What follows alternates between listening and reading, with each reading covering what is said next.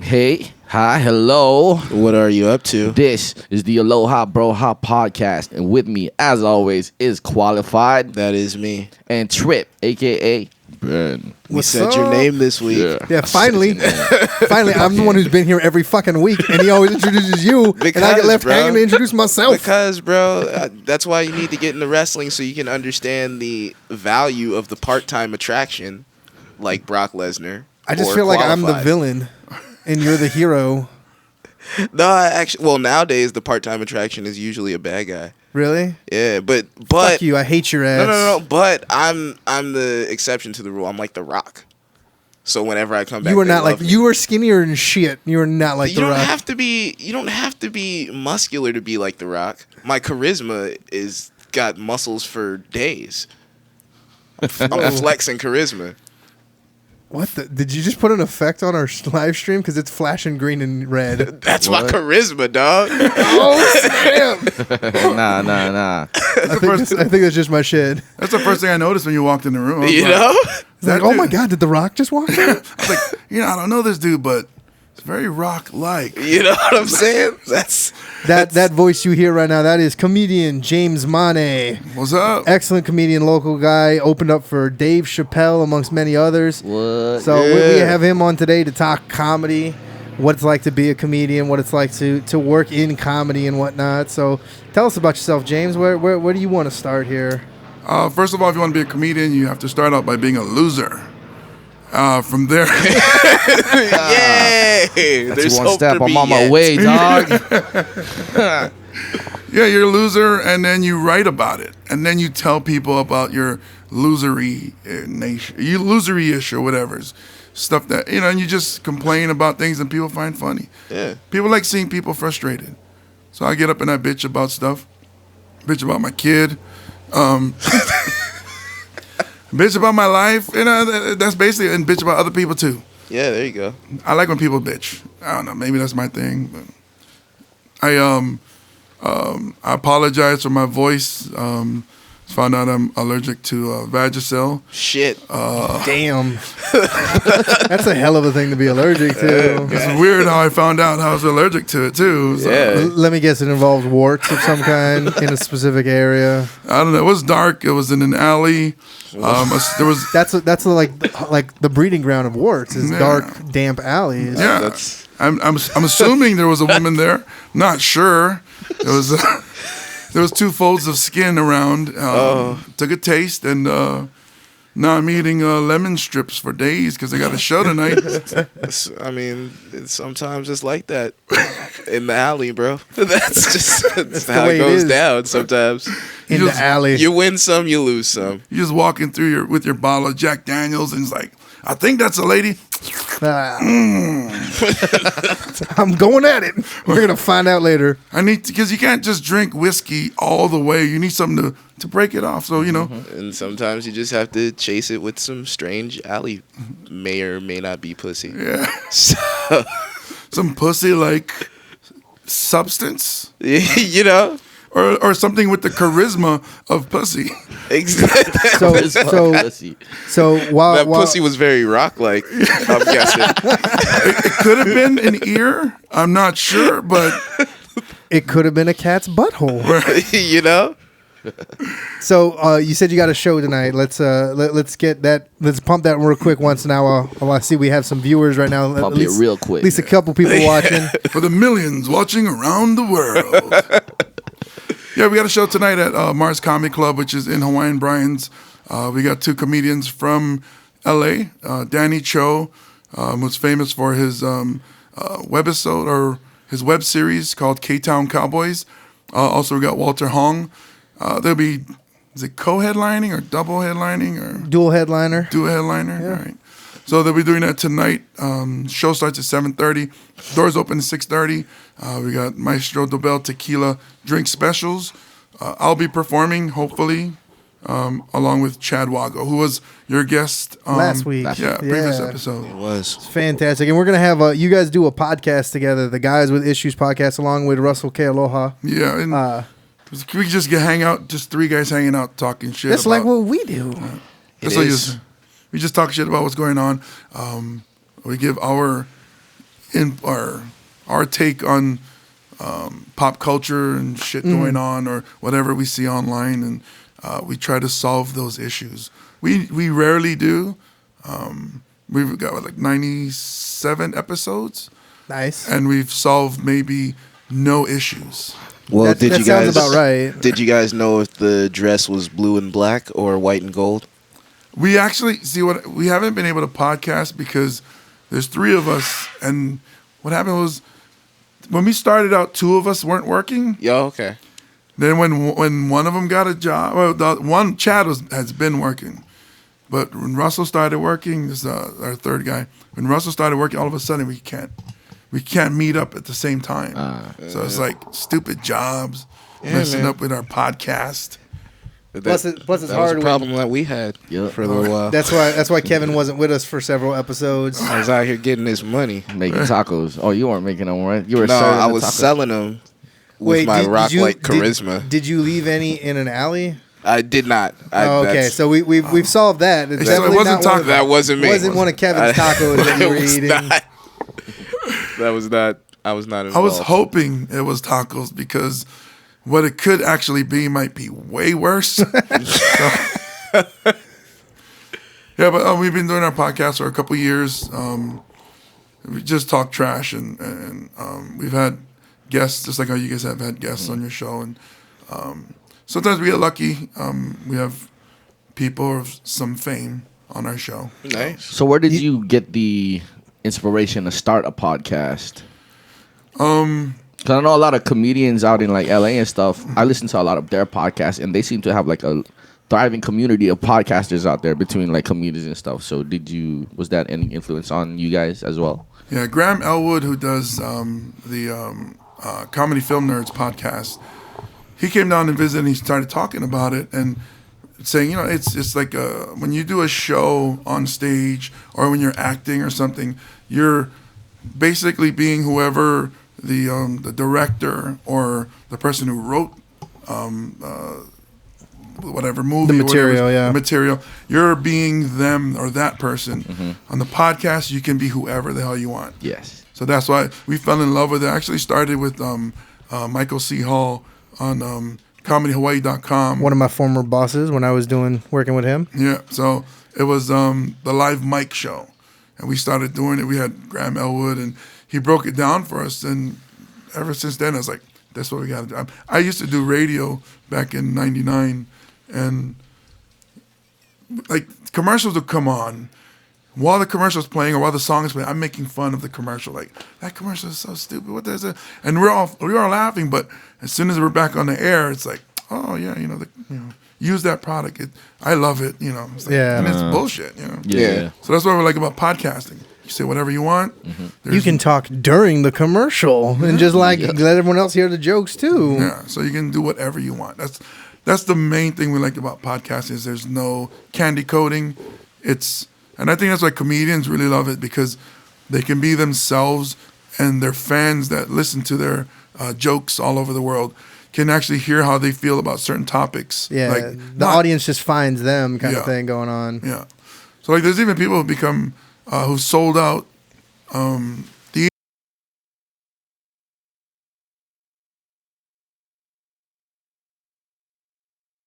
You'd go around touring, and you do really well on the road, and then people will be like, oh yeah, I like that guy. Oh, he's coming back to do a theater show? Yeah. I'm going to buy a ticket to that because he was great when I saw him just at this little comedy club thing. Yeah. So now with podcasting, it's like, oh, I can listen to them and hear, how they felt.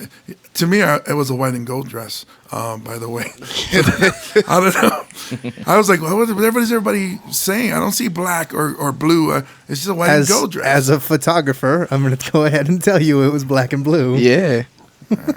And as a scientist, I can get into the science about why, but we're not here to talk about The that. comedians saw white and gold, man. I saw Ben white brings and the gold. science. I bring the science. Yeah, we started our podcast because we were friends with all these really interesting people, and we want to sit down and like have a chat and like learn some shit. So Yeah, Ben yeah. taught us science. I did, and I on our very first episode, I taught us about drug awareness. He did. Oh yeah. You totally did. That was pretty awesome. Actually, We got into it about some supposed. Like we talked acid about that hip we hop, and took. then at the Yeah, I end, he took was some like, "Hey stuff that I guys." thought. I took some stuff that I thought was acid, and this guy breaks it down to me that that was. And Actually, Yeah, we shared it, and then like as soon as I took it, I was like, "Oh, this isn't LSD at all. This is not." And then, but like, knowing that I didn't know it wasn't acid. I still had like Yeah, a hell of it's- a fucking time by it's not myself in bad. my room playing fucking video games for some reason. It's still fun. Not the same thing. I kind of wanted to. I've never done anything that strong, but I think it's too late for me. I'm getting old. I think it's never too late. I would trip, and then just like I'm too big too. So you think you'd physically trip? You'd like fall down and Well, shit? I would like push stuff out of the way and just like break things. I break things and I'm sober. So here's what you do. I'd be like the Hulk. Smash. Here's what you do. You get shrooms and you like go to a park. That's the way to do it. And especially like for your first time, that'd be fucking fun as shit. The park with kids and families. No, like go on Look at this kid. Look at it. go on a quote unquote hike. actually, I think you should totally go to a park with kids. I think Get off the slide, I would punk. think that'd be hilarious. I just We should imagine film it. James playing the Hulk now, just like throwing kids. There's little demons everywhere. See, but I'm big, but I'm out of shape. So I'm like, in my mind, I'm throwing big kids around, but it's actually like a toddler. Yeah, he picked up a baby and just like Hulk smash. and then I'm winded for the next 15 minutes. He has to take a break. I gotta lay down so my back kind of like loosens up again. It's like, oh, spasms. I'm like Larry Bird in 1985 playoffs. Oh, shit. Holy shit. Oh, nice. So let's get into like some of the beginnings of being a comic. Like what made you want to start being a comic, and like what was that road like? I've always liked stand-up comedy. I know a lot of people, oh yeah, but I was always fascinated by somebody getting up there and having the balls to just talk and people are entertained. My family, we're kind of weird in that if you guys came over, everybody in the house would try to entertain you. Not like we won't start singing. I know a lot of someone sing, but we don't. But we would try to do whatever we can to make sure you guys are having a good time. Mm-hmm. So that was part of me. Is always trying to make people happy and whatever's. I actually got on stage. I was going through a breakup, and I was kind of like, let me try something else. And I just had the, you get drunk or whatever, and you said the ball, I'll go give it a try. And I just fell into it. But I've always been a fan of stand-up comedy, so I guess once I did it, it just felt natural. Like, I should have been doing this since I was in high school or something. Yeah. I was just too afraid of getting up in front of a room of people, strangers, in fact. Yeah.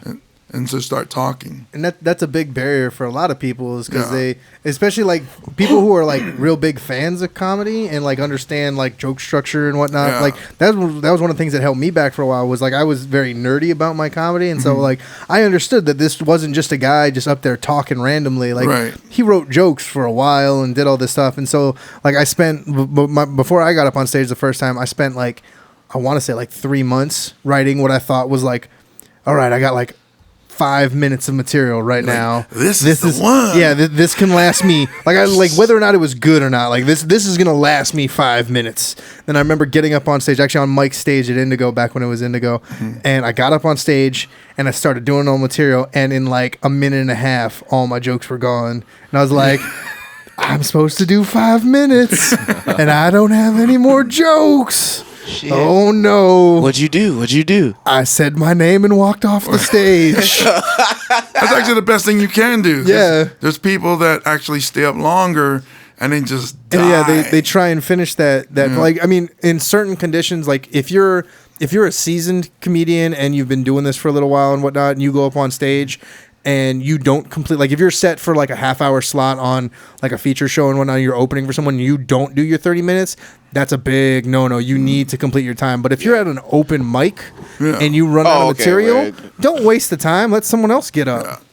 You know? Well, the other thing, I think the worst thing, I mean, you're right, that is a bad thing to do, is to fall short. But the worst is to actually go long. So like if because then you're cutting into the next guy's time, and then the whole show is getting pushed back. So that's a frustrating thing for me when I see comics, at our shows, and we give them the light, and then they're still going, and it's like, hey, the light means 1 minute or 2 minutes left, and then they still go, and you give them the light again, and then they give you the nod, and they keep going. It's like, oh shit, just want to throw the light at them. Yeah, you're like, get the fuck off the stage, dude. Come on, you're dying. You're taking the audience down with you. Yeah. No, yeah, I know that all too well. I was not a good comedian when I was getting on stage. Like, I had a couple solid jokes that would get a laugh here and there, but for the most part, I'd go up and do 8 minutes and just be like, dead silence most of the time. A little chuckle here, dead silence. A little chuckle, and then like another like a minute and a half. Like I always fucked up, and like I never like the ones that I knew would get laughs. For some reason, I never put them as my closer, and so it was never. I was always walking off the stage with people like.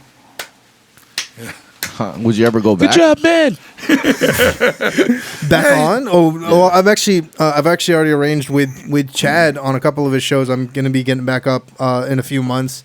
That way, it gives me a little bit of time to kind of sit there and write and whatnot. And but yeah, he said he wanted me on a couple particular shows where he thinks that my style would interact well with what was going on with the show, and so I will be getting back up soon. And then plus we have a live show which is unwritten. This is all just basically going to be mostly us coming up with stuff off the top of our head, which is going to be starting in May. James is going to be a guest on our second episode, but it's a film farce, and we're going to watch some of our favorite old like 80s movies and shit, and just crack jokes at it the whole time. But that's going to be at 8:50 next to Aiea Bowl. Are you guys going to watch Roadhouse? Probably at some point, yeah. I'm not sure where in the order it is. You guys want to be on the Roadhouse one, or at least I just want to come watch Roadhouse. I've never seen Roadhouse. I'm down for that. I just want to watch Roadhouse. I keep hearing about it. You should watch I'm the cooler and you're the bouncer. Come on, man. Be nice. So as I mentioned before, you've opened up for some really great big names like Dave Chapelle, Graham Elwood, and a bunch of others that I'm sadly forgetting at this moment. Doug Stanhope. Fucking Doug Stanhope. I forgot all about that. That was fucking. I was gonna great. say it should be one of your favorites. Yeah, he is one of my favorites too. And you hooked me up with the job of taking him around town the whole time he was here, and that was fantastic. And they loved you. Him and Bingo loved. Oh yeah, it was so much fun that weekend. But yeah, I mean, like you've opened up for some really big names. Like. And how long have you been doing this? This has been like, this is going on 5 years now or 6? It's going on to 6 years. And so like, I imagine you must have learned quite a bit already. Like what kind of things did, can you remember what you thought comedy was when you first starting versus like how much you've learned and like, oh, it's not like that at all. It's more like this. Like what kind of advice you got like in that sense? The person who actually took me under their wing and helped me out a lot is a local comedian, I guess like a legend, Andy Bumatai. Oh, very nice. So he's taught me not just the stage performance, but he's also taught me how you're supposed to react to certain things off stage. How do you behave here? How do you handle this situation? Even your look. Right. Like he really broke it down, and he has a really good eye for performers. He's like, he's taught me.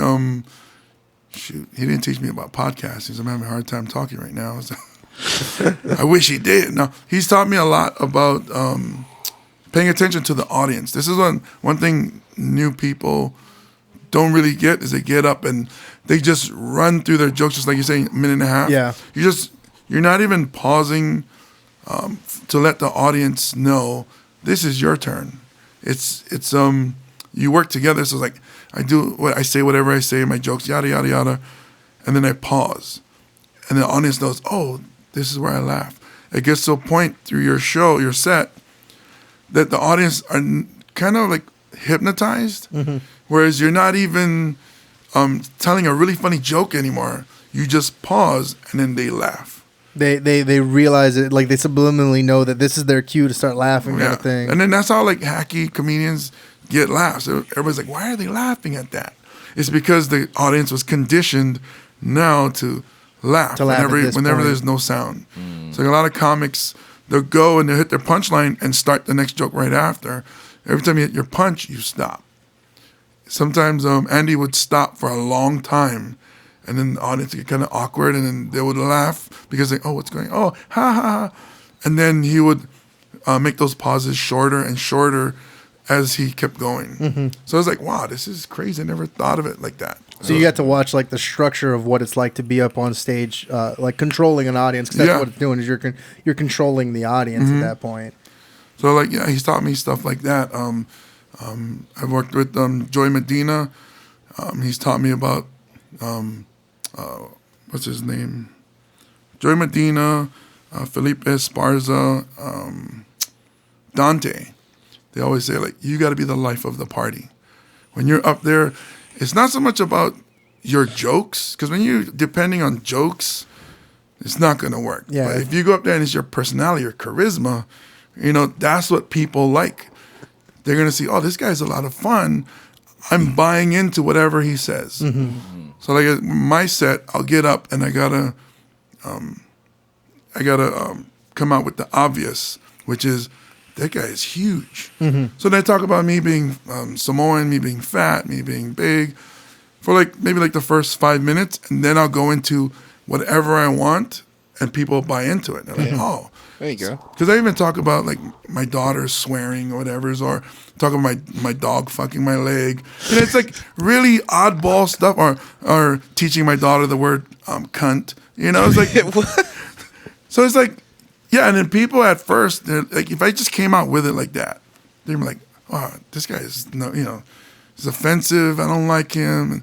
But then I start out with getting people on my side by introducing you win myself. them over, yeah. So because everybody's like, who is this guy? I'm not famous. So I got it. Like Louis C.K. can come up and just start out with Jews, you know, and then just go. Everybody, because they know who he is. Yeah, he's already got that recognition. Yeah. That the audience is already kind of comfortable with him. Yeah, they know that's the kind of comic he is. If I go up, I got to be like, hey, so I'm this, I'm that. It's okay. The worst thing I could hear in an audience, like if they don't laugh, I'm okay with it, as long as they're paying attention. If they're paying attention, I'm cool. But if I hear, "Aww," I'm like, oh shit, because then they feel sorry for me. I don't want them to feel sorry for me. Samuel Bade, who was here a couple months ago, he actually addressed that. The audience was like, "Oh," to one of his jokes. He was like, all right, you know, can you cut it out with the awes, because it's really irritating.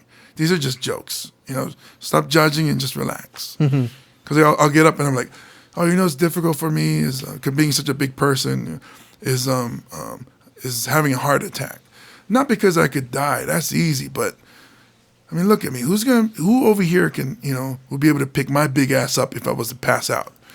And then some people are laughing, but then you hear that one person go, oh, then they feel sorry for me, and it's like, not what I want. No, dude. I haven't passed out. Word, laugh, motherfucker, laugh. I haven't passed out yet, man. Come on. It's Fucking okay. I'm chuckle. still here telling jokes. chuckle, you asshole. And yeah, and you get people that like they'll take you too serious. Like I say something like, I don't understand cheerleaders. The cheerleaders don't make any sense to me. I've never seen a football game, or I've never watched the Patriots and Tom Brady go, all right, guys, we need a touchdown. We're losing. We got to win the Super Bowl. What can we do? And then they look at the cheerleaders and go, oh, I've just been inspired, guys. We're going to build a pyramid. Because nobody can stop that. No one's stopping that. That's going to be like, there's going to be like 10 guys on each other's shoulders. We're just going to run through everything. Hey, guys, That's guess what what? I'm saying. Did you hear that? They said, be aggressive. Be aggressive. There All it we is. have to do That's it. We're not be aggressiving. Like, is be aggressive. I love cheerleaders. They're hot. They're beautiful.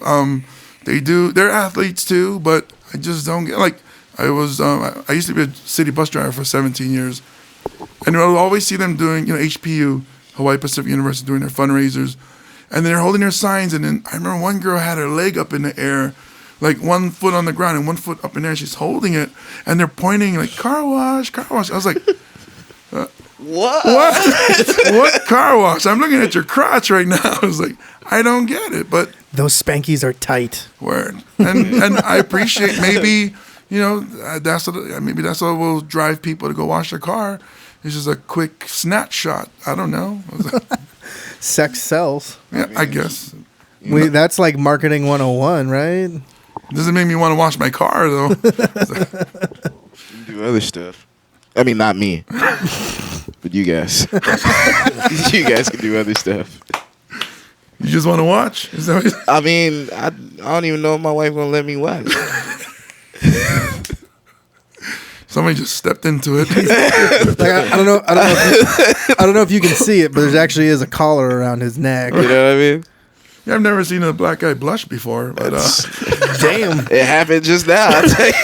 massive. he's turned very Wagwan. strawberry. He's turning a shade of Obama. Look like the Kool-Aid man over here.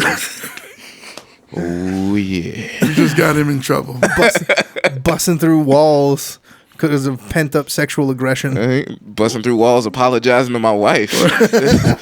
I'm sorry. Are you the only one married here? Married? No, I'm not married at all. No, not at all. Not even a little bit. Not even. Jumped on not it even quick. A little bit. Not this lifetime. Not me. Yeah, I can't. I don't know if I can't see that far ahead or. No. Yeah, I came close, but I don't know. I'm 40. I just turned 40. See, I'm the old guy here, but it's kind of weird because it's like I should be. So, I should have the house, and I'm living at my parents' house because they got an 11-year-old daughter, and I don't know how to raise her, so they're helping me out. But so I'm like, I should be, because when she plays soccer, so when they always have the soccer meetings, like, oh, the moms are gonna meet, and James. You ever try to mingle with the single moms and the soccer meets, man? It's kind of like, don't shit where you eat. You know what I mean? It's my daughter's team. Yeah. It's like, Dad, you did it again. It's just, now I got to join another team. Damn it. But the next one's going to actually win championship, baby. So embarrassing. Just And let the next Daddy one- do his work. We're heading to the top. And the next one might have hotter other moms. Like, you thought you joined this team because of you? No. You're a Daddy. dating tool. You just call my daughter a tool. beneficial relationship right here. Beneficial relationship. I like that. I'm going to know? that from now on. Oh, my God. Oh, you're trained. You got all the right answers. That's Relationship is important. it is. Yes. A loving, caring woman in your life, that's all we all need. Us men, we should all just, You should get that. yeah. I mean, you look happy as hell. It's because, remember I how am he, extremely happy. remember how he said he needs to go pick up weed afterwards? It's because he just got finished smoking all that he had. That's what he's It's like, I'm high as fuck. Of course I'm happy. I'm always happy, and I love my wife. I love her. And we appreciate her letting you come out and play. That's why we had to meet early today, because I got to get back home before the sun goes down. This might be your last episode. Oh, So earlier, before the podcast started, back in we were talking about your college days before you were really in comedy and whatnot, and you used to play sports and whatnot. You had a scholarship, right? Mm-hmm. Yeah, let's hear about that. I had a full scholarship to University of Buffalo, and it's weird. This is back in '93, but I guess it's still. I heard they got kind of lenient with the food and whatever's, but it was you're not allowed to work, you're not allowed to earn money, and then we were talking about the that episode of John Oliver, and I think it sucks. I think NCAA. I mean, look at March Madness, and all the sponsorships. Where does the money go? To the private organization NCAA, Exactly. How many people is that? a board of directors, maybe. right. So, and can't be a terrible split up time. some for the schools and whatnot. But Yeah, maybe they give a very tiny little bit, from what I understand, to the actual schools, right? It's it depends. Like back when they had the BCS games, a school could make. For making a BCS game, a school could get anywhere from $8 million to $13 million Which given to them. compared to what the NCAA is making. Oh, of course, off of yeah. is But like fucking what I pennies. was gonna say is they make the game off of the backs of these kids who were yeah. who've been sacrificing since they were even younger kids to try to get this full ride to school. And you know, They if don't even somebody really get school out of it. and if somebody buys this kid like a steak dinner, he can be kicked off the team, lose his scholarship, Yeah. and just be asked out. And then you don't know if you're gonna make the pros. Or even if he follows all the rules, if he just gets hurt. Yeah. Which you got hurt, right? Yeah, I got the career-ending injury. I got a plate on my forearm, and I played in Buffalo. So when it got cold, my arm would just start feel like arthritis. So that's why I came back home to Hawaii. I loved it on the East Coast, but too cold. So I got the career-ending injury. I got no workman's comp for it. I got no, hey, sorry, but you can stay and finish your school. It was like, hey, you know. Well, see, that's lucky that you even got to stay and finish school. Like, did you got to keep the scholarship? Because I had 3 surgeries because my bone was trying to push it out. It's a foreign object. So they had to go in 2 more times. Oh, shit. Yeah.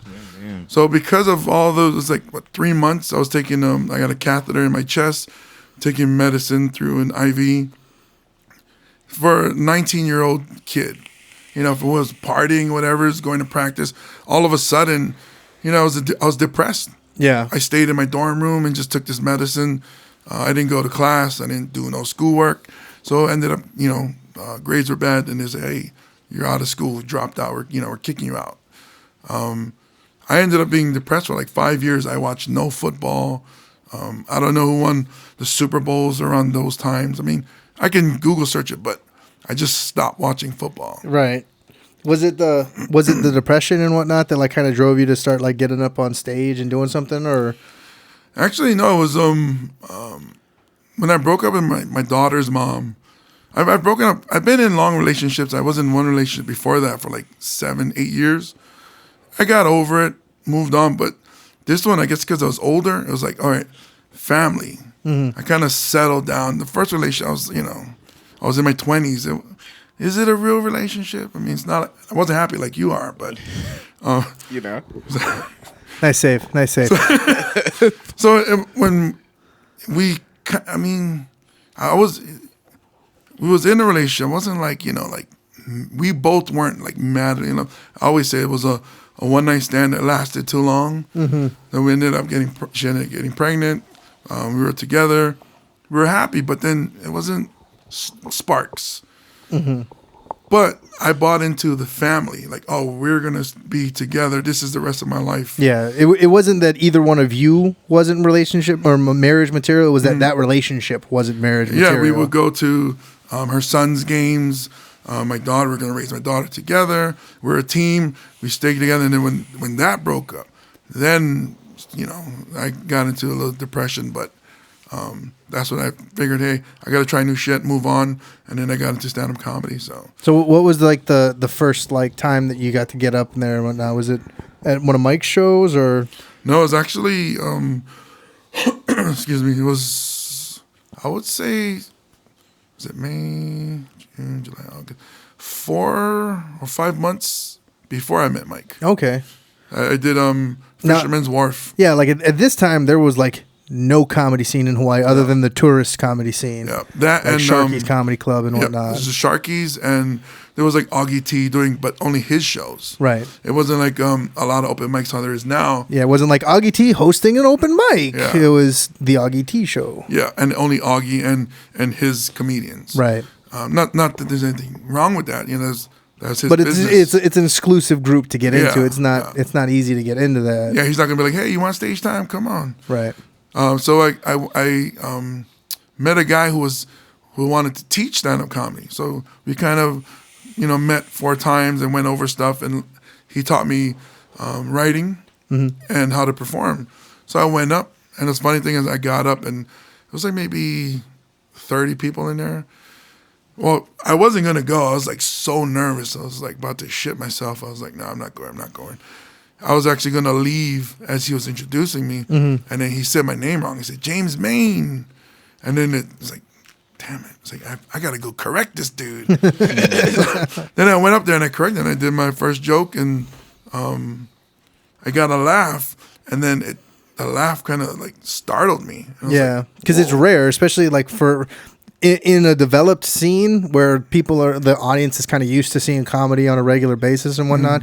If you get up the first time and you actually get laughs, that's like almost never happens. Yeah, I was stunned. I was like, whoa. And then I forgot everything.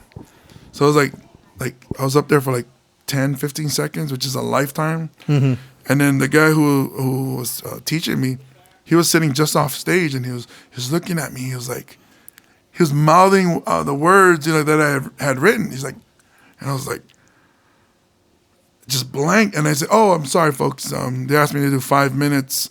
I only have 4.5 minutes, so I'm waiting for my time to come back around." So 7, 8, and then people just started laughing. I was like, "All right, cool." And then I got right back into it. Nice. That was a good recovery. Yeah, it was a lot of people wouldn't have thought. I would definitely didn't think to do that when I ran out of material. That's pretty cool. That shows that you have like that quick wit kind of thing going on. Like you may have been stunned for a few seconds, but you were able to jump right back into it, which is a rare quality, or at least starting out. Like a lot of people can develop it, but it's not something that is there all the time. I've had those moments because me and Quali over here are rappers, and I've had those moments where I just like forget my lyrics. It's been a lot of times. The very first performance we ever did, I was the first person to go on the track. It was like a group track, and I just went blank, dude. But luckily, I believe you guys knew some of my lyrics, right? Yeah, because you stopped and then you just like looked over. So I just started saying shit from your rap. Then it clicked back, and I guess we're kind of like being in a group of rappers. We're kind of lucky in that sense, where if one of us forgets our lyric, we can at least count on 2 other guys to at least know some of them, so we could like get back on track. Yeah. Just need that keyword. Yeah. I put you right there. Yeah. There's that one time where it was a interesting gig. We were performing somewhere on Sand Island, and I think it was like a lesbian night. Yeah. And Sand Island lesbian night. That sounds fun. Yeah, man. And that sounds dangerous because sand does not go well with lesbians. Not at all. We were rapping, and Oprah was on the big screen TV. Their flat screens are on the TV, and right next to the stage there's a flat screen. It was playing Oprah. Yeah, so I'm not even gonna lie. I was kind of watching Oprah. Yeah, I was like, while we were rapping. Like 10 people there. So.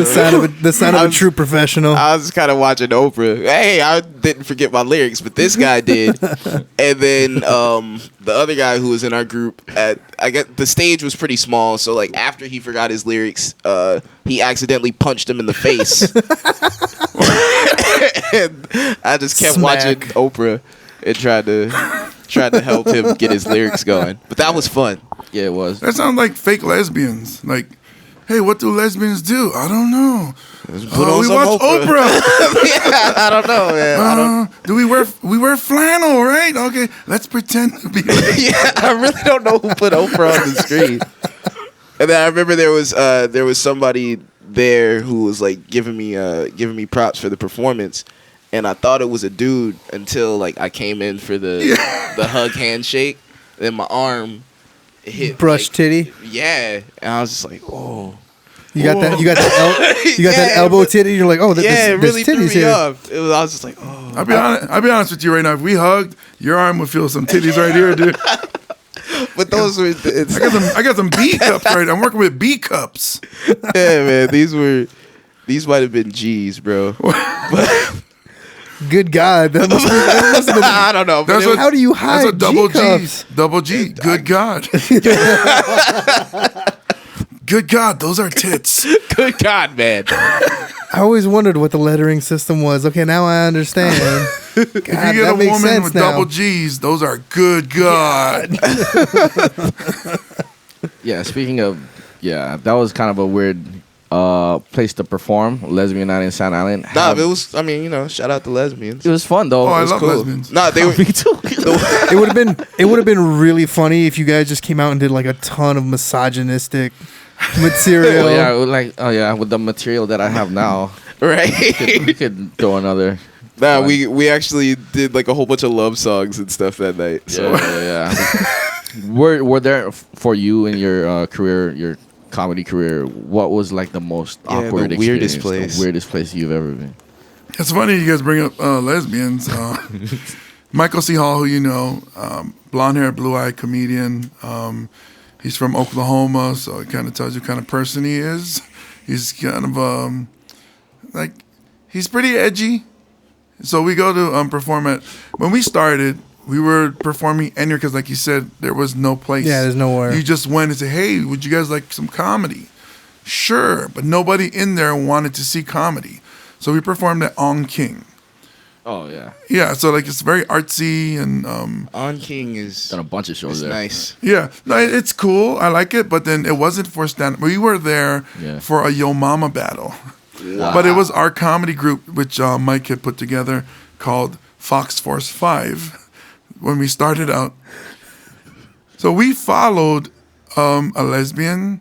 It looked like a white girl. We thought it was a white girl. She got up and she was doing slam poetry.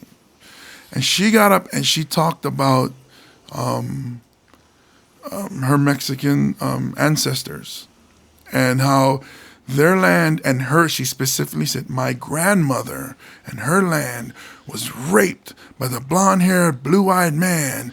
And she's describing this person. And then every time she's describing, I keep looking at Mike like, she's describing him right there. And then after she's done, everybody's standing up, applauding, like, oh my God, that's so powerful. And Mike's on next. Yeah, and then they go, all right, coming up next, some Fox Force 5 comedy with Michael C. Hall. And he comes up, and this blonde-haired, blue-eyed guy that she was describing that raped and killed her people. I was like, holy shit. And he's like, all right, you guys ready for some Yo Mama battle?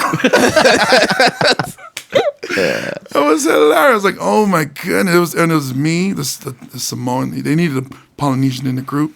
Mike, who's white. Winfield Nichols, white. Hoshea Moiterman, who's Jewish. And then Ozell Daniel, the angry black man who was raised by Arabs. Yeah. So, very diverse group. But it's funny because Ozell, who's black, raised by Arabs, so he hated Jewish people. So Hoshea, who was Jewish, had all he saw was, black man. Why does he hate me so much? He didn't know that he was raised by Arabs, and Arabs hate you. So long story short, the group broke up. So.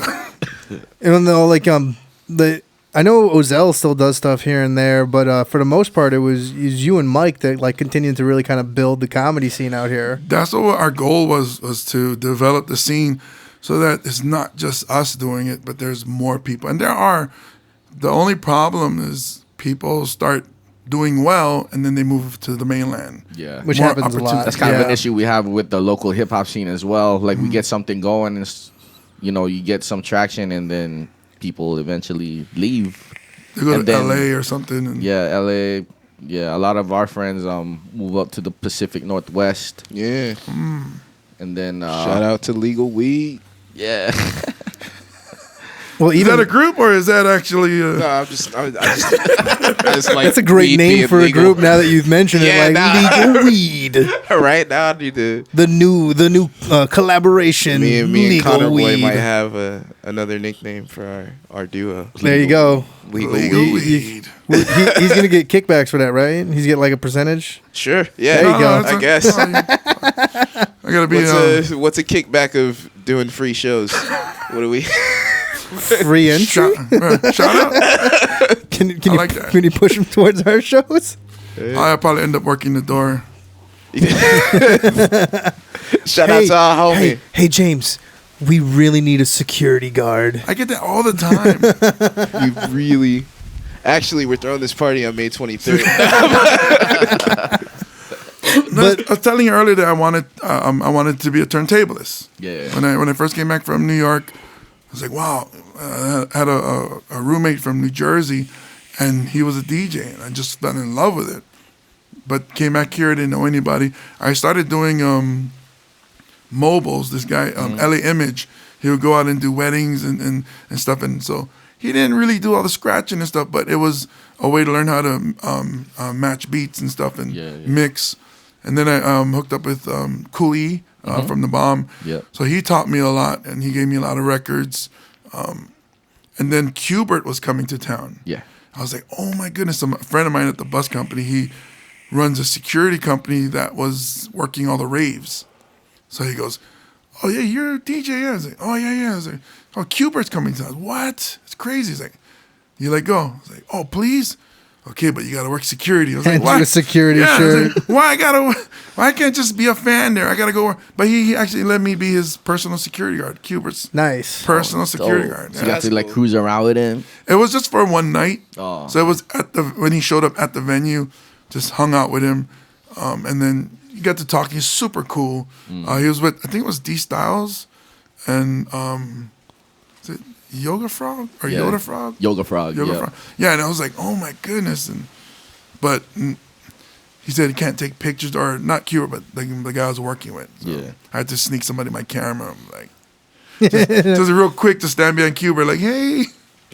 He's like, why are you smiling at nobody? It's like, oh, it's just something I do. But then, him, everybody, hey, we need somebody to watch the door. I was like, I'm a talented person, man. I tell jokes. I don't be standing at the door checking ID. Well, see, now you run your own shows and whatnot, and every once in a while you're like, it looks like I'm going to be at the door. This last show, Wednesday, that Chad was talking about, because I wasn't performing, Chad usually runs the door. So Chad was performing. He's like, hey, yeah, okay, I'll run the door. And then Chad comes up to me and goes, so how do you feel? He's like, feels natural, doesn't it? Fuck you, man. Were you wearing a black shirt? No. See, that's why I didn't feel natural. It's funny because Or a red shirt. Even when I go to shows that I'm performing in, and then there was one time I showed up and we were performing at, I think it was Monterey Bay Canners by Pearl Ridge. And then I came in early, sat down at the bar, and then he goes, oh, you're early? I was like, oh yeah. Yeah, well, I like to come early and check out the place. He goes, oh, so what time are you punching in? I was like, punching in? I was like, oh yeah, you working tonight? Yeah. I was like, oh yeah, I'm performing. She said, oh, I thought you was the bouncer. I was like, motherfucker. Stereotyped. Right? Nobody talks about my intelligence or my good looks. Well, I mean, we I know science. Ben. I know science. Why are you asking about comedy? And I know you science. do. I know you're a really smart and great, funny guy, and you're a really good actor too. And that's why when we got the chance to work with Tim Heidecker on the Decker season 2, like they said, oh, we need like a local guy to play basically what would be the villain. He's supposed to be Decker's friend, and there's all this like nuance and stuff like that. I heard it was larger than life Polynesian. Damn. That's what I was told. The way they explain it to us is they want someone who can do that like the way mainlanders think we speak Pidgin versus how we actually speak Pidgin. And so they wanted that. And I was like, well, one, James would be fucking great at this. And I don't know if he can do a fake Pidgin accent, but I'm sure he can do a fake Pidgin accent. He's good Because at it. he's so talented. He is. He's Thank you. talented. Yeah, man. And then like now watching the show, because the show's out now. I've seen the episodes. He's fantastic throughout the whole thing. It's so funny because people was like, wow, you look. There was one scene where I'm talking about my friend might be a double agent. And it's like, wow, you seem so conflicted. That was pretty deep. And I was like, actually, I was trying to remember the lines. I got to do an Ask Me Anything on Reddit. So it was like, people were asking me like these deep questions. Like, I'm not an actor. I just got, I don't think it was that good either. It was just, I think people gave me more credit than I deserve, but I appreciate it. The thing too is like because of the style of that production where it's what I was calling high end, low budget, where it's made to like you were there on set with us. Like they had some expensive high end stuff. Like this was shot very professionally. Yeah. But they shot it designed to make it look like this was a dude with a video camera on his hand. A lot of people asked that. It was like, oh, was it like just a handheld camera? I was like, no, this is. Yeah, they had a ton of people there. Yeah, and that's the design of the comedy. That's what makes it funny. Is it's kind of for people who do this kind of thing, where they sit there. Like one of the things when I was watching the first season of Decker was whenever they showed the president, he was clearly on a green screen and they were projecting an image of the White House there. But one of the things that I noticed is like they overlit the green screen, so everything had this green glow to it. And I was like, oh, I bet you they did that on purpose because that makes it look like it's low budget. It makes it look like they don't know what they're doing, but they go out of their way to do things wrong on purpose. And it's really crazy. Oh, my cat. Oh, the cat's coming to terrorize Cozy again. Cozy's allergic to cats, and the cat is here to kill him. It's so funny because before we started, sorry, man. Yeah, go ahead. We were talking about how he's allergic to cats, but cats always come to him, and that cat was creeping up on you. If I didn't point it out, he would be on you right now. Oh, you right. Oh man, My cat's, is it the orange one or the gray one? I can't see. orange dude. Oh, that's my cat. I named him Peter Bolshoi, Titan of Chaos, because he just fucks shit up. Like he is fucking crazy. Peter man. Bolshoi in Russian means Peter the Large or Peter the Great. Is that on his birth certificate or? No, yeah, actually, I got it on our little license and whatnot. It says Peter Bolshoi, Titan of Chaos. Like I made sure that I got full on there. I need all that. Yeah. And you have to say the whole thing like a Tribe Called Quest. Exactly. Or a pimp named Slickback. Exactly. And then my other cat that I have, which almost never comes around with other people, she just goes and hides. She was our first cat. I named her Tiger Lily. Oh, fuck, now I forgot the title I gave her. Oh, Tiger Lily, Conqueror of Peoples. That one's on her collar, straight up. Yeah. Straight up. I got her, like, I had to buy 2 tags because, like, it didn't all fit with her name and the address where she lives. Shit. So I had to buy 2 collar tags for her. It's like she got dog tags. Exactly. But anyway, so back to the Decker. What I was saying was they go out of their way to make it look like they were fucking shit up. And because you were like getting used to the character and like you didn't exactly have a script beforehand, a lot of it was kind of like, oh, you know what, just say this one instead and do this and that. And so because of that, like it kept you in this uncomfortable place, which played out perfectly for which I'm almost certain, like I don't know this for sure because I wasn't like I was what would be considered a production assistant. I was a PA on the project, but I wasn't there during the planning or the writing. I almost guarantee that they sat there and like, well, you know, the extras that we have and the minor cast that aren't from LA, we're gonna just like feed them lines on top, and then that's gonna cause them to give off readings and do this and that. And what I was noticing too is when we were shooting, Tim would just like run through shit, and then like without even stopping, he would just start it again and just do it again and just do it all these different ways, and until he thought he had it. And I was sitting there watching it from a production standpoint and be like, oh, okay, you know, he's just running through this and that. And then when I watched the final product, I was like, they didn't use what I thought was gonna be like the take that they used. They didn't use like the good take. They they did that so that they would get bad takes. Oh wow! And they would put that in because that's part of the joke, and it's hilarious. It is. Yeah. Not only is it like funny comedic writing, but like all the production that went into it is this like inside meta joke, and it's so incredible. It was a real joy to be a part of that experience. And I'm glad that I got to share it with you because you were watching you on it is fucking great. You did fantastic. It was weird. It was uncomfortable, and it was funny because it was like watching the second episode. Yeah, I was like, why did they use that one? Exactly. Yeah. Why didn't they? Because there's a where I welcomed Decker in, it looked really uncomfortable. Exactly. So I was thinking, my daughter was watching my daughter. She's like, "Did you say your line wrong?" I was like, "I did." But we did it again, so that I said it correctly. Yeah. And then we did like 4 takes where you got it down perfect. Yeah. And they used the one take where you like kind of stutter stepped and fucked over. And then because I shook his hand like 3 times, so like, hey, and I shook his hand, and then he comes back, and I shake his hand again, and it was like an awkward, like it was, you know, like I grabbed him. He wasn't committing to the hug, but I was so big coming into it that he had no choice. So it was so awkward. It was like, I was like, no, you coming in, dude. It was like, so every time I watch, I'm like, damn, did they get that awkward handshake? We did it right how many times? So it took me a while to get it too. I was like, oh, all right. And that's the thing too, is for like I said, it's kind of a love letter to the people who are in the behind the scenes of production, because people who have been on productions before, they see like how bad it can look when, and they don't see just the final product, like all the not I'm gonna say civilians because I'm fucking used to be military, but like all the people who are just like watching this and don't know what's really going on behind the scenes, they just see the final polished project. But like the people who are there, you realize that, you know, sometimes a production, especially like a big movie production, they'll spend an entire day shooting a like not even 2-minute scene where some like 3 actors have 2 lines amongst them. And then they'll spend the whole day shooting that until they get just the right thing so that they can put that one take into the production. And what's really funny from a production standpoint about this show, not just the writing and whatnot, is that they spend, half a day shooting a scene or 2 scenes so that they can get the really bad one. Yeah. That's what it seems And it works. Yeah, and that's what's so funny about it, because when they do that, because these are professionals, this is what they do for a living, is they make shows. Yeah. It's hard for them to do it badly. And so they go over and over and over and do it bad so that they can put that into this joke, which the joke is that, oh, these are just some guys who don't know what they're doing making like a public access TV show. And that's what it comes out looking like. And it's incredible to watch that whole process kind of go through.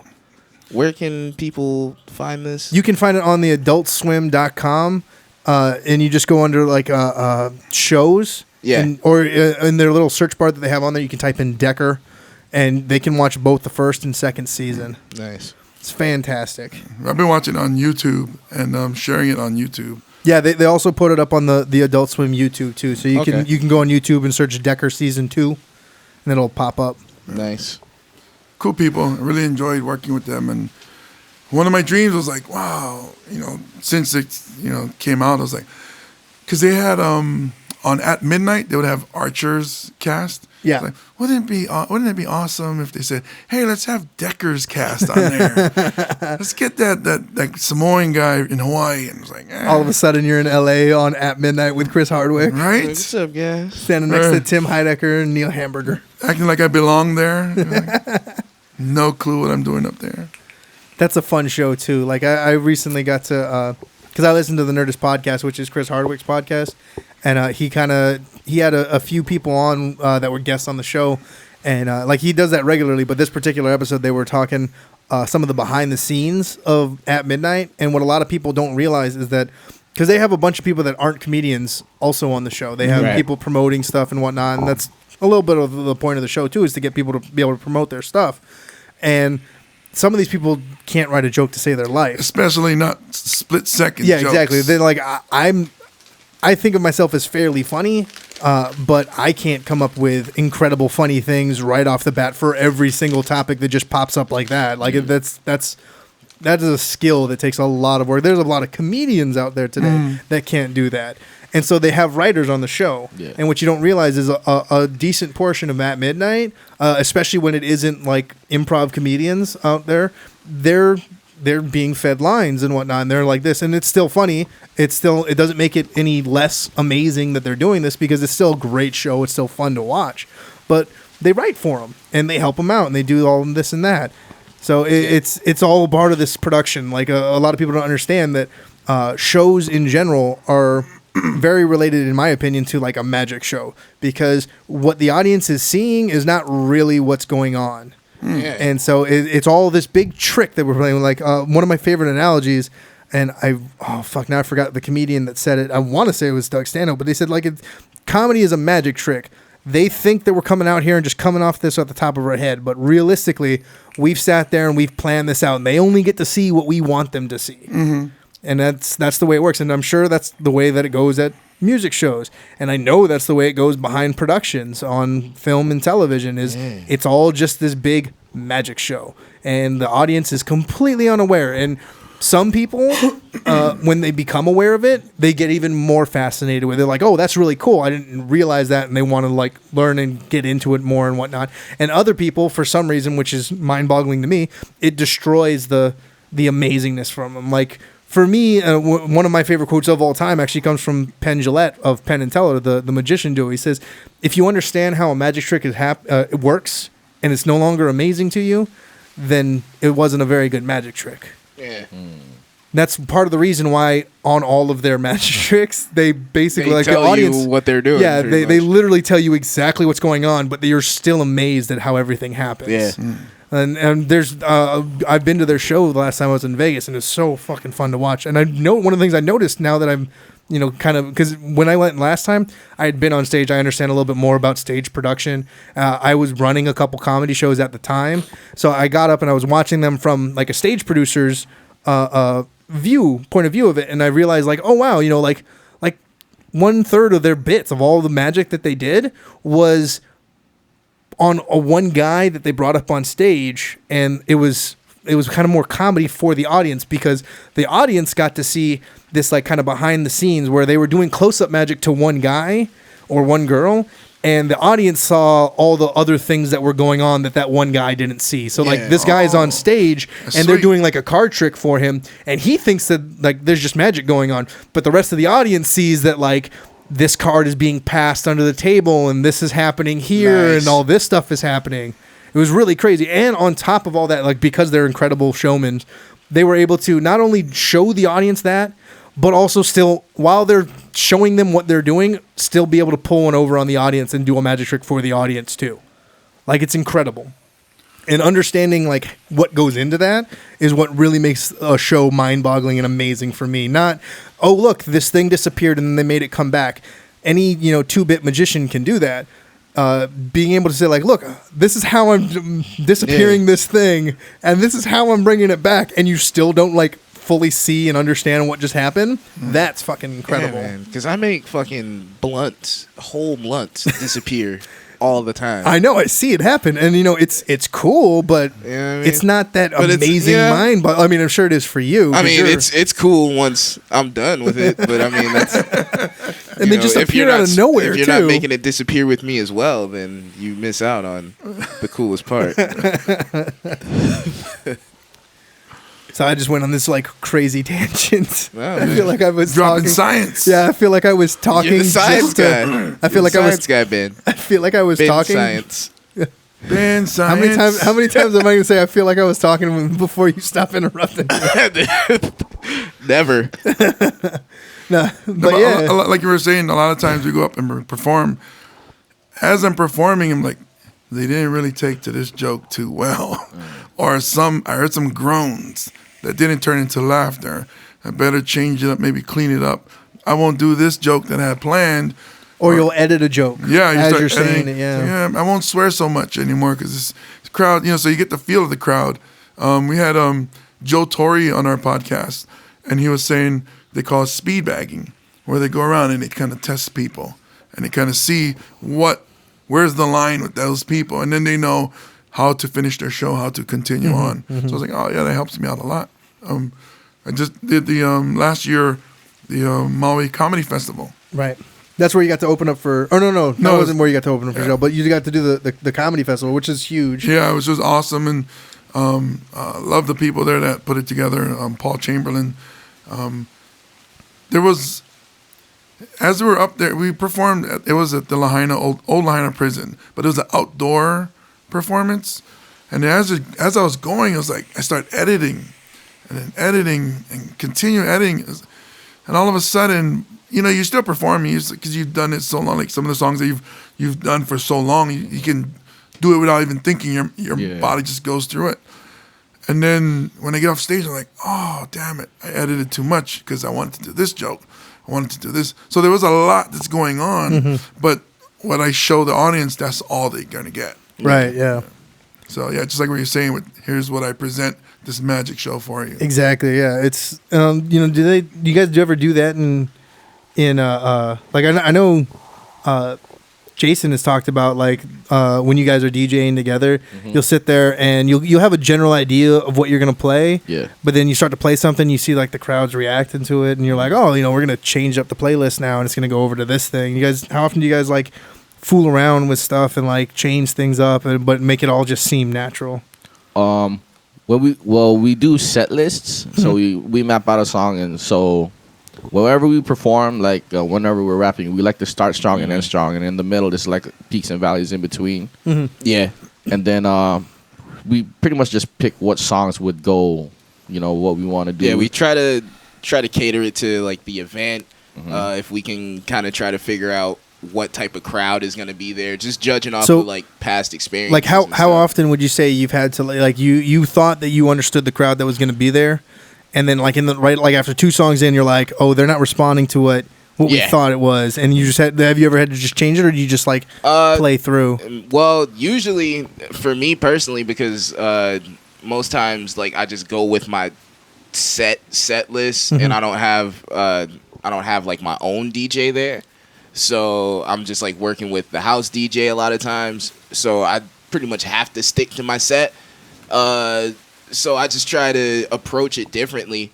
I mean, like, all right, this is a type of crowd that's more of a stand and watch crowd rather than jump Hoot and in holler, yeah. and like, you know, turn up with me. So there'll be times where I'll be like, all right, I'm gonna talk to the crowd more, and if they can't just like vibe with what I'm doing, I'm gonna explain a little bit more of what I'm doing and just kind of fucking do my thing. And the whole time you got to like figure out how to make this look natural. Like this is part of the show. Yeah, so I just try to get them to buy in. I'll just start talking to them. Yeah. And fucking be like, hey, all right, if you're not gonna buy into the music by itself, then I'm gonna talk to you and win you over with my personality. I'm gonna make you buy into me. And then you'll fuck with what I'm doing up here. So yeah, that's I think one of the coolest things I've ever seen happen was Donald Glover as Childish Gambino. He would get the crowd so behind him and like just so into what he was doing that he's done this on several occasions, and there's videos of it happening. He stops the show, like the music's still playing, but he just stops rapping, walks out into the crowd, grabs a dude who's filming with their phone upright and turns it sideways and be like, you're doing it wrong, and then walks back on and just starts, and it, like everyone's just like, oh damn, this is the coolest thing that ever happened. That would really be dope though. Like if he was killing the show, just walked off. My God, that would totally work with a crowd though. Oh yeah, no, and see that's the thing too, is like what I'm because he's also a comedian and he does incredibly funny acting and comedy and stand up. Like his stand up special, Weirdo, is one of my favorite of all time. Yeah, and I'm almost certain, like I don't know for sure because I don't know him. I've never talked to him. He's never talked about these incidences, but I'm almost certain that on one of his the way that happened, because he's done it several times where he goes and flips someone's phone. I'm almost certain that what he does is one time he was having a little bit more of a playful show where he got to play around a little bit more, and he just did that on a whim as a comedy bit, and it worked really well, and everyone was all on it. And then there's now I'm almost certain, like I don't know, but I'm almost certain, like I know I would do this if that worked like that. I would be like, okay, I'm looking, like while I'm singing and whatnot, I'm looking for the guy who's filming with his phone upright because I'm going to do it again. No, we're personal friends, and I can confirm that he does this on purpose. we're black. We know each other. Why haven't you introduced me? Can you get him on the podcast? Because like that'd be pretty cool. Well, we're just black friends. We're not super good friends. Okay, so you're like brothers. Yeah, basically. Got it. Basically. All right. Oh, that's awesome. We might be cousins. I don't know. That's cool because I know The Rock, but only half of him. So you know the other half of him? I do actually. I do. You know Rocky. I know Dwayne.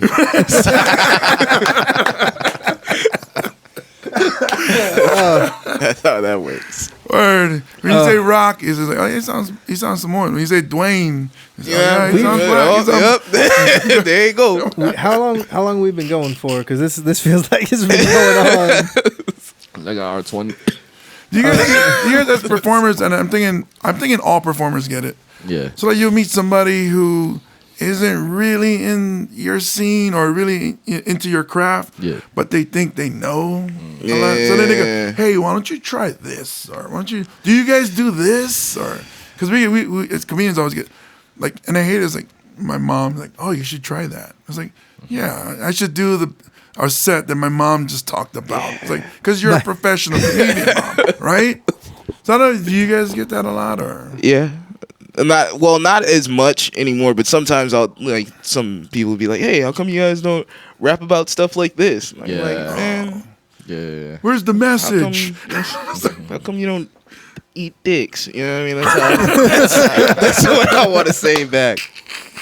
No, there's actually like the what I was always comparing, because I remember having like your parents and your parents' friends saying like, oh, I know a good joke, you should do this on stage.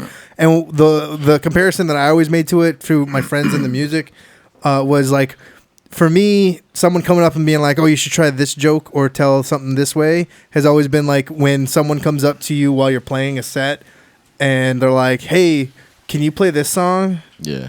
And it's just Request. like, that's like not even, Request. that's like not even in the genre that I'm spinning right now. How do you propose that I go from like 130 BPM down to like 80 BPM? Like, Yeah. how do you want me to do this? You don't understand what I'm doing, so don't try and fucking tell me what It to was do. actually pretty funny back when I used to have my live band. We were playing at Jazz Mines, and this drunk older lady came in, and she was like, we were playing like originals. Well, we were playing originals. We didn't do covers, except we did like a couple, but I would still put my own lyrics. Yeah, on it and you stuff you like did. that. What is that called? Where you just use the music and you use your own lyrics on it. Yeah. I forgot what that's called now. But that's what we did. Yeah. That's what we did. Science bin. That thing. but yeah, like this Mashup? lady. Well, Kind of. we can do that. Yeah, we'll go with mashup. But yeah, this I love that lady I just came ran in. your story into the ground. It's okay. I'm gonna power through. But this Like lady a came in, professional. and she's like, "Hey, play Hotel California," and we were just like, "No," and we kept playing our music, and then she's like, "Hey, play Hotel California," and then she comes up and she puts $20 in our tip jar and is like, "Hey, play Hotel California." So I was like, "Well, I guess since you gave us money." And so the guy. Did you rap over Hotel California?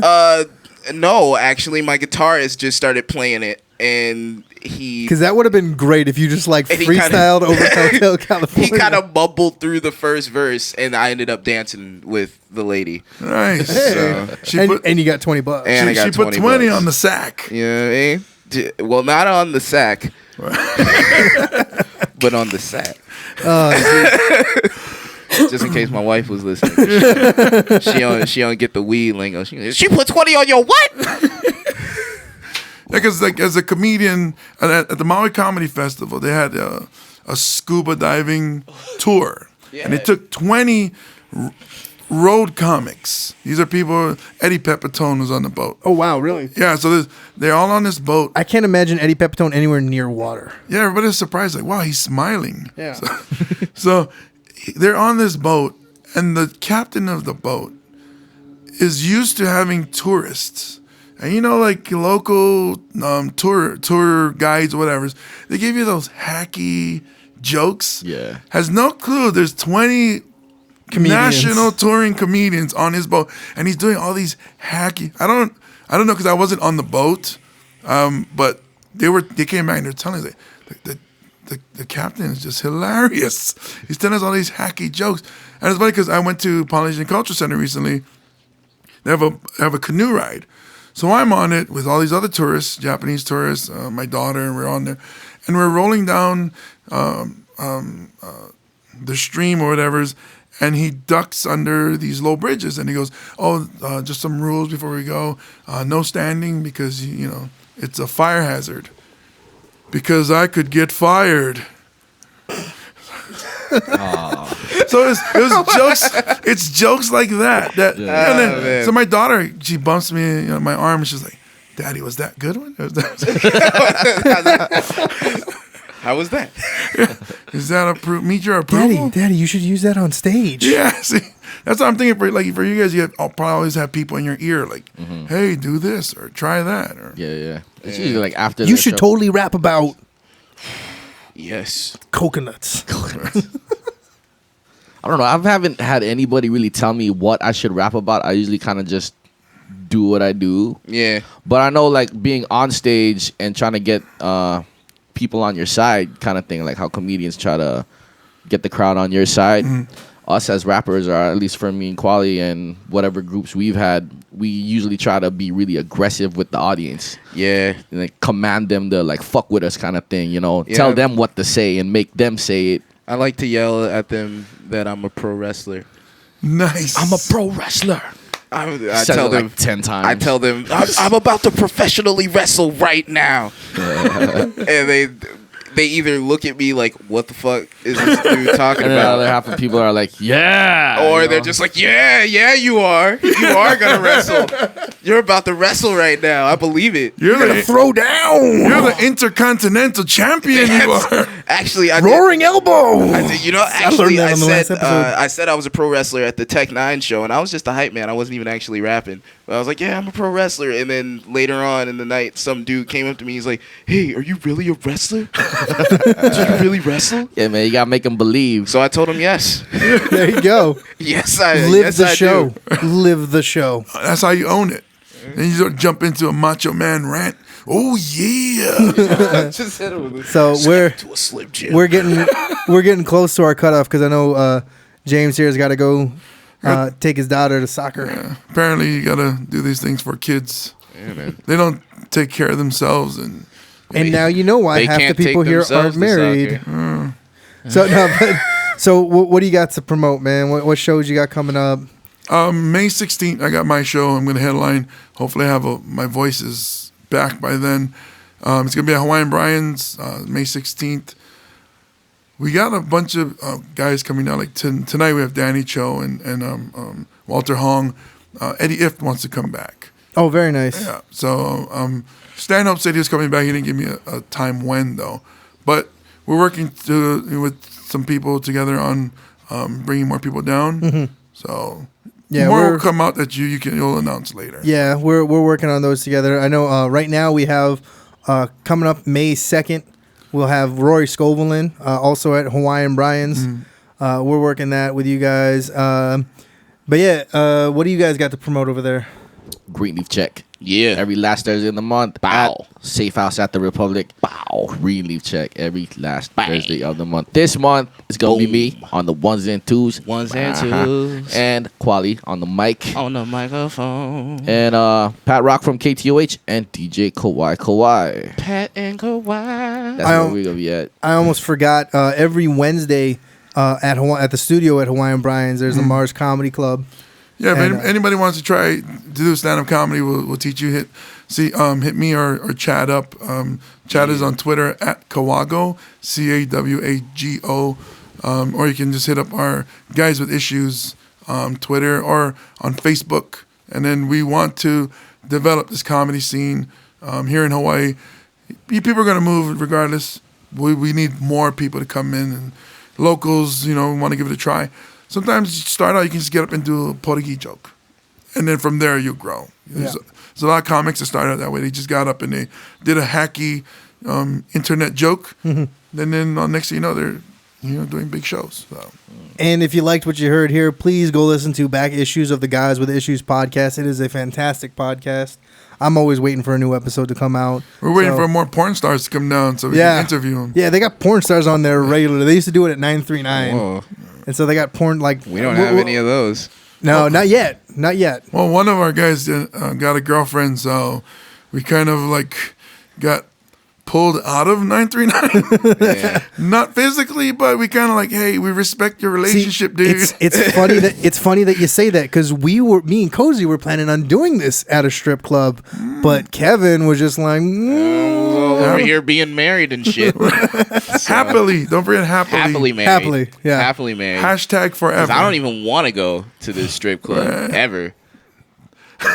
With all those sinners. all right. That shit's terrible. Well, thank you all for listening. Thank you guys for having me. Hit us up at Aloha Broha on the Facebooks, on the Twitters. We're on all that. Yep, AlohaBroha.com for all the, I put all the videos up there. And you can subscribe to the podcast on iTunes, Stitcher, or your favorite podcast Oh, app. shit. Really quick before I forget. What's This Friday coming up, April 17th, me and Connor Boy are performing at Free the Plant. So it's like a benefit concert supporting medicinal marijuana. You should perform as legal weed. and all that. Boom. I'm thinking we might do that. There you go. At least Get it for on a the flyer. night. Legal weed. Yeah, you All can right. find me at John Cozy on all the social networks. Oh, I'm Quali as ill on all the social networks. I am Trip has 808 on all the social networks. What's your Twitter? I'm at James_Mane on Twitter. And look me up as comedian James Mane. That's MANE on Facebook. All right, then. Wouldn't it be weird if Bill Murray just showed up right now? It'd be weird as fuck. Holding a cat. Jack's Cozy. I'd have to stay away from Bill. Sorry, Bill. Can't be friends.